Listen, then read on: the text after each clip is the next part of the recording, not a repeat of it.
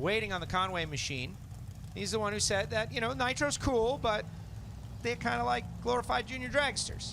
Yeah, and listen, these guys, if not this weekend, that's one of those comments that somebody can make you pay for eventually. And, you know, we do see it over the course of the year. We see a major fuel leak on the back of the engine for Shawn Conway, which they have cinched up with a wrench, or they're at least attempting to. Now Tom's got the adjustable wrench in there trying to get this thing cinched up.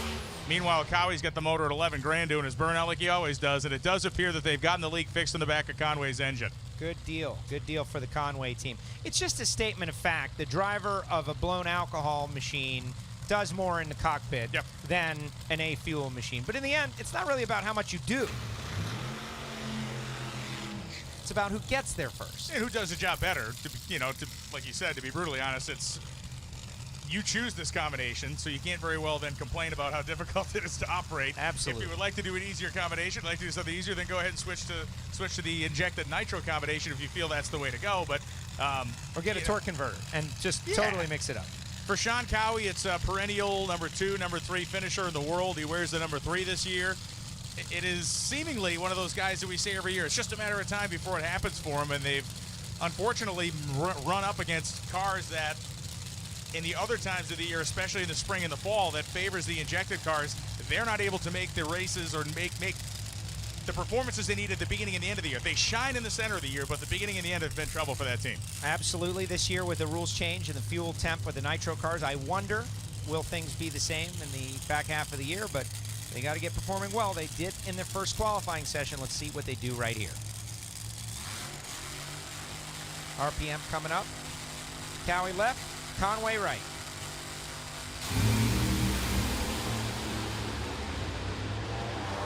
Oh, huge explosion. Shawn Cowie, 548.9, 216. That thing went off like a bomb down there. Definitely lean at the top end of the racetrack, and the thing got unhappy. You saw that flash of flame, which is kind of a rare sight to see out of a blown alcohol engine.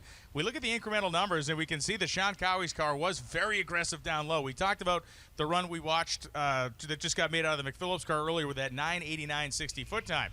Well, Shawn Conway was 9:70. Cowie was 9:27. Watch the replay. Right-hand side of your screen, Cowie's car skating around a little bit.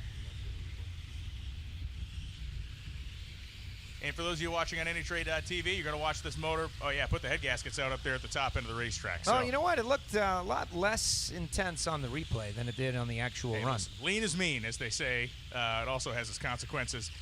The thing with the head gaskets, you know, we can take it to the next level, is if it melts the block, that's when you really run into trouble. Now, these guys have spare parts, but it's one thing to just push the head gaskets out. If that flame pattern that escaped kind of made a channel at the top of the block, now you're sending that baby out for repairs, and it gets much more complicated in your life. Cowie's still in a 548 at 216 with the thing eating itself up. For Shawn Conway, he slows down by about 0.08 of a second and 6 miles an hour.